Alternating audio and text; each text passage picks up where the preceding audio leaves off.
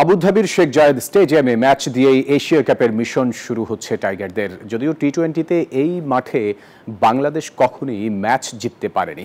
এবার হংকংয়ের বিপক্ষে জয়ের খোঁজে টিম টাইগার। এখানে ক্রিকেটের সংক্ষিপ্ত ফরম্যাটে মোট ৯১টি ম্যাচ হয়েছে। আরব আমিরাত থেকে শুভদেবনাথের রিপোর্ট। আবুধাবির শেখ জায়েদ আলো ঝলমলে স্টেডিয়াম, গ্যালারি যেন এক বিনোদন কেন্দ্র।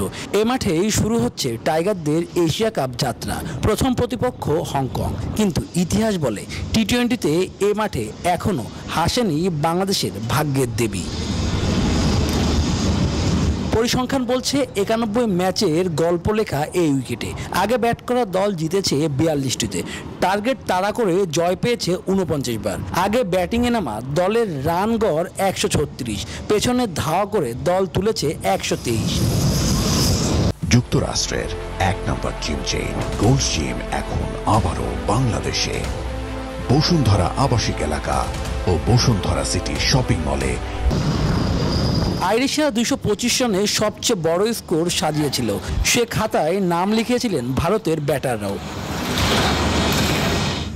২০,০০০ দর্শক ধারণ ক্ষমতার স্টেডিয়ামে প্রথম ম্যাচ আয়োজন করা হয় ২০১৪ সালে। ওমানের বেলাল খান এখানে উইকেট নিয়েছেন ১৯টি। ঠিক তার পেছনেই আফগান অধিনায়ক রশিদ খানের নাম। উইকেট সংখ্যা ১৭টি। শেখ জায়েদ স্টেডিয়ামে ব্যাট হাতে উজ্জ্বল আয়ারল্যান্ডের পল স্টার্লিং, তার ঝুলিতে ৪০৬ রান।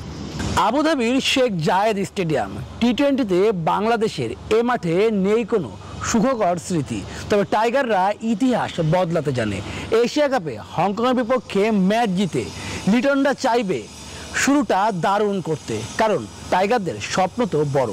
এবার তারা জিততে চায় এশিয়ার শ্রেষ্ঠত্ব ট্রফি। শুভদেবনাথ, নিউজ 24, আবুধাবি, আরব আমিরাত।